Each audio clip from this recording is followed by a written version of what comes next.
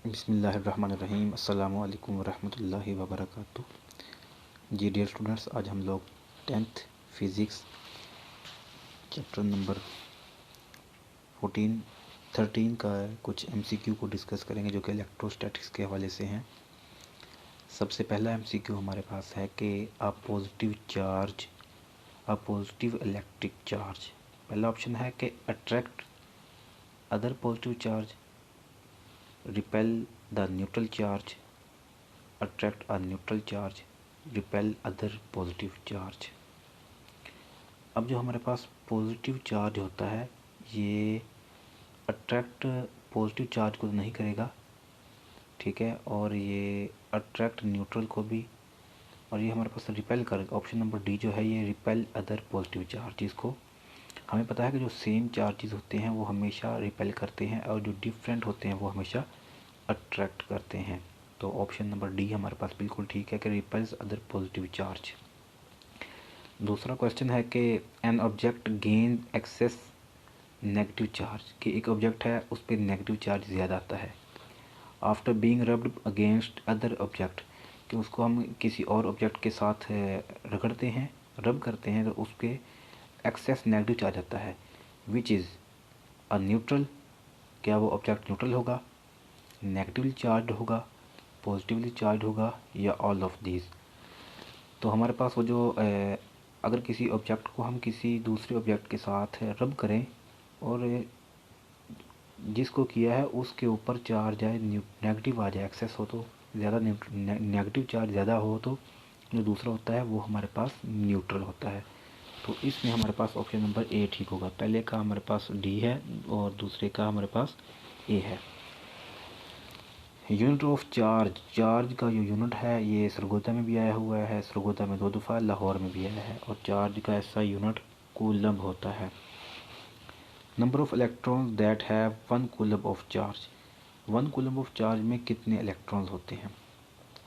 तो इसका option number हमारे पास बी ठीक है, 6.25 मल्टीप्लाई 10 टू रेज़ 18। असली में हमारे पास होता है कि 1 electron equal to 1.6 multiply 10 to raise 19 coulomb होता है। तो इसको हम दूसरी साइड पे जाके -19 1.6 मल्टीप्लाई 10 टू रेज़ -19 कूलम, और यहाँ से अगर हम कूलम निकालें तो दूसरी साइड पे डिवाइड करना पड़ेगा 1/6.9 मल्टीप्लाई 10 टू रेज़ -19। और जब हम इसको सॉल्व करते हैं तो मैं आपके सामने यहाँ पे सॉल्व करके दिखाता हूँ आप लोगों को।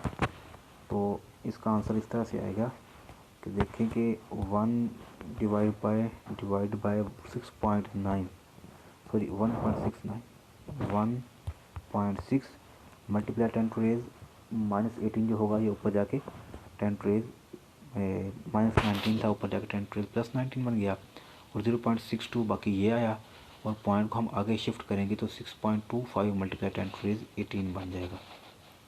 तो ये हमारे पास इसका ऑप्शन बी ठीक होगा। नेक्स्ट एमसीक्यू हमारे पास है कि electroscope is use to detect, electroscope को यूज़ करते हैं डिटेक्ट करने के लिए करंट को, वोल्टेज को, चार्ज को, या फिर इलेक्ट्रॉन को। इलेक्ट्रोस्कोप होती है ये हमारे पास चार्ज को डिटेक्ट करने के लिए यूज़ होती है। The instrument use to detect the nature of charge, charge की नेचर को, कि चार्ज किस टाइप का है, पॉजिटिव है या फिर नेगेटिव है।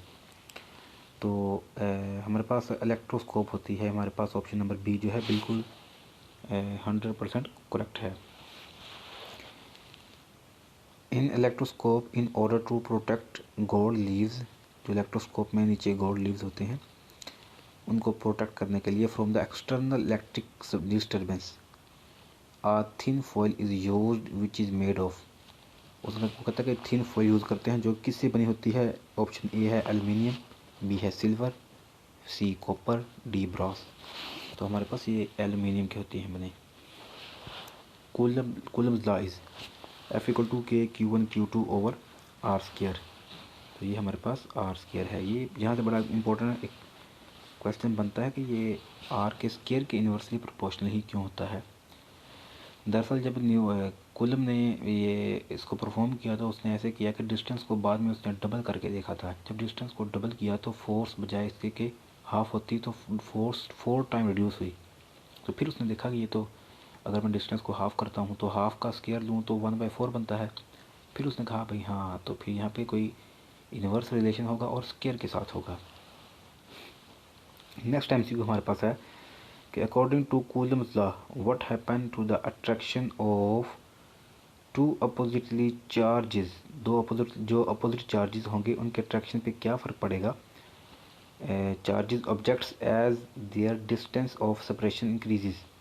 उसने कहा कि हमारे पास दो अपोजिटली जो चार्जेस हैं उन पे उनके अट्रैक्शन ऑफ फोर्स पे क्या असर पड़ेगा अगर उनके डिस्टेंस को हम इंक्रीज़ कर दें। अगर डिस्टेंस जितना दूर होगा तो वो अट्रैक्शन उतनी ही कम हो जाएगी। ठीक है, तो हमारे पास ये इस MCQ से, ये इस फॉर्मूले से भी हमें क्लियर हो रहा है कि आर स्केयर है, डिस्टेंस जितना बढ़ जाएगा, फोर्स चूँकि डिस्टेंस के इन्वर्सली स्केयर के इन्वर्सली प्रोपोर्शनल है, तो डिस्टेंस जितना बढ़ेगा फोर्स उतनी ही कम हो जाएगी। तो option number B. The SI unit of coulomb constant is. Coulomb constant यहाँ पे हमारे पास के जो है, इसको के को कूलम कांस्टेंट बोलते हैं, इसको इलेक्ट्रोस्टैटिक कांस्टेंट भी बोलते हैं। तो ये हमारे पास इसका जो यूनिट होता है न्यूटन मीटर स्क्वायर पर कूलम स्क्वायर। तो इस फॉर्मूले से हम निकाल सकते हैं।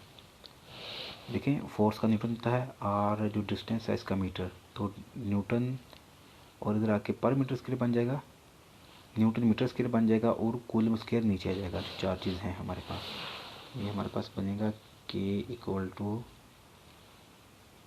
F R square by Q1 Q2। यहाँ से फोर्स न्यूटन और metre square, newton metre square पर कूलम स्क्वायर। तो हमारे पास ऑप्शन ए बिल्कुल ठीक हो जाएगा। और उसने कहा कि if the medium between two charges is air then the value of K. अगर जो चार्जेस के दरमियान जो मीडियम एयर हो तो के, तो क्या वैल्यू हमारे पास के की होगी। तो ये जो एयर का कोई फ़र्क नहीं पड़ता, क्योंकि इसका जो हमारे पास एप्सिलॉन आर की जो वैल्यू होती है रिलेटिव परमिटिविटी की बहुत थोड़ी होती है, 1.00006 होती है। तो हमारे पास ये वही वैल्यू रहेगी 9 × 10⁻9 न्यूटन मीटर स्क्वायर पर कूलम स्क्वायर। उसने वैल्यूज़ को मतलब मिलती जुलती दी हैं, लेकिन हमने उसको यूनिट से पहचानना है कि कौन सी वैल्यू हमारे काम की है। ऑप्शन सी बिल्कुल ठीक हो जाएगा। The Coulomb's law is valid for the charges which are. ये हमारे पास उस टाइम वैलिड होता है जब चार्जेस हमारे पास स्टेशनरी हों और पॉइंट चार्जेस हों। तो हमारे पास ऑप्शन नंबर सी बिल्कुल ठीक बनेगा।